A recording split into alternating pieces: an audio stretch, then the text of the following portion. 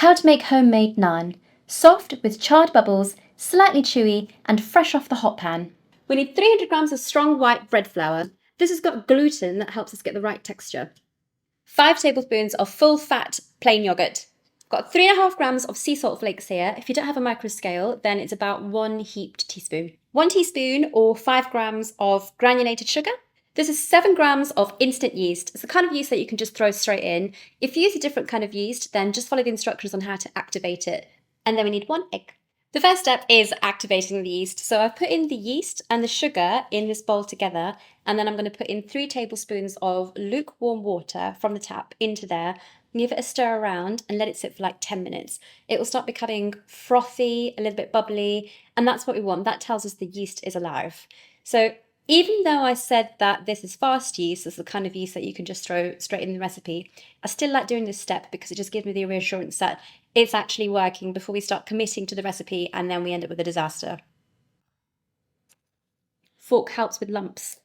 Here it is, all frothy and bubbly. Next step is the flour, which is here. I'm going to put in my 5 tablespoons of yogurt in here. That's going to go in. Lovely, no waste. Then I'm going to put in the salt. That can just go straight in. And then I'm going to crack the egg in. And after the yeast and the sugar has had its 10 minutes to do its thing, then we can throw that in here as well. Here's the initial assembly ready for a bit of a rub. Now we've got everything in the bowl, we're going to give it a good mix around. There's going to be less liquid than the dry bits in here. We're going to finish off combining the dough with some hot water. So you want to rub the moisture around the dry bits and try and mix it around so it's not all in one place before we go with the water. Now I'm going to use some boiling water to pull the rest of the dough together. Just put in as much as you need, so a little at a time, so you don't put too much in. What you want is a dough that still has a bit of wetness around it, so not completely dry, not like ready to roll, for example. It needs to have a bit of wetness in it. Also, I still use boiling water with this instead of cold water because you get a softer dough. I've tried it with cold water, but I think you don't get the same results. It's stiffer dough, and I think softer is better. It doesn't kill the yeast because as soon as the hot water comes into contact with the flour, it loses temperature very quickly.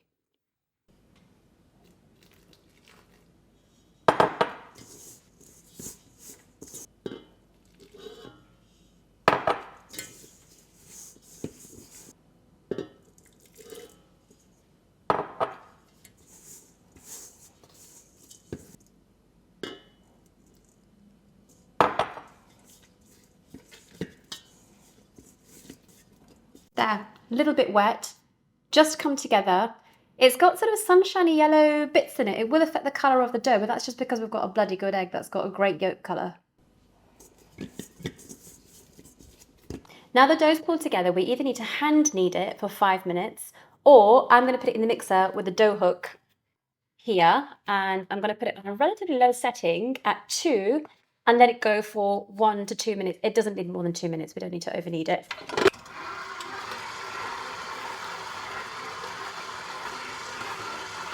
It's been a minute and a bit, this is done. This is our sunshiny finished naan dough. I'm going to turn it into a nice ball shape because it's quite nice to use afterwards. Then it needs to rest for 2 hours where it will double in size. So the next step is to put this thing in a oiled bowl, also oil the bowl itself, and then put a damp tea towel over the top or something to just contain it.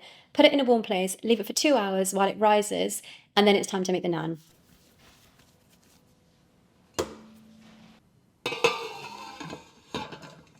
It's been 2 hours. This is what's happened to the dough. The bowl feels airy. It's doubled in size. So we're ready for the next step, which is rolling the naan out. What I'm going to do is flour the surface here, and then I'm going to roll each one out. I don't have a dredger, so I have to do it this way.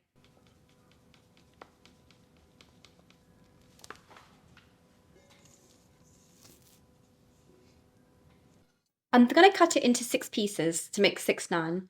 So I'll just go half and then I'll cut each half in 3.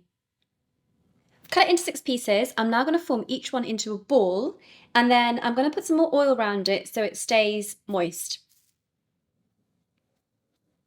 I'm going to try and pinch all the edges all together underneath so that the top of the ball is nice and smooth.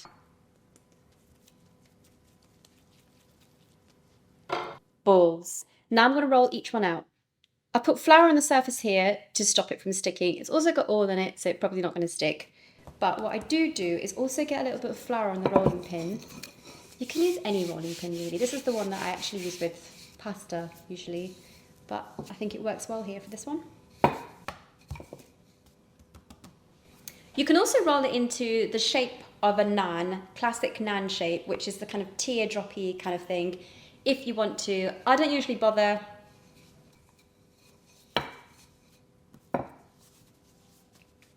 Then I give it a little bit of a flap on the hands like this. It just helps to stretch it a little bit, and I think it's quite nice to get the middle evened out a bit more.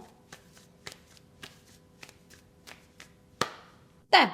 So this thickness, you don't want it too thin. You need to have a bit of thickness so you get proper bubbles when we cook it.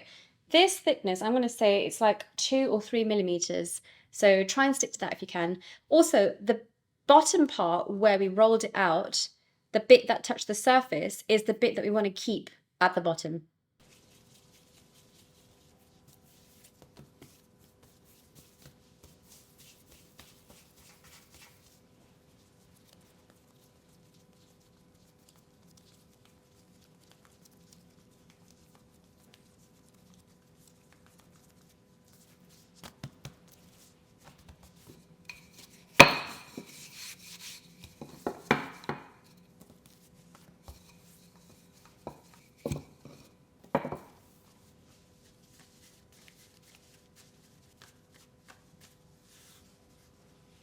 Here they are all rolled out, and now we're ready to cook them.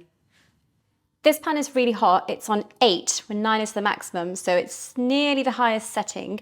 It's so hot you can see the heat coming off it, so now it's ready to take the naan. Leave it for a minute or 2 until you start seeing bubbles appearing on the top side. Use that to judge when to turn it.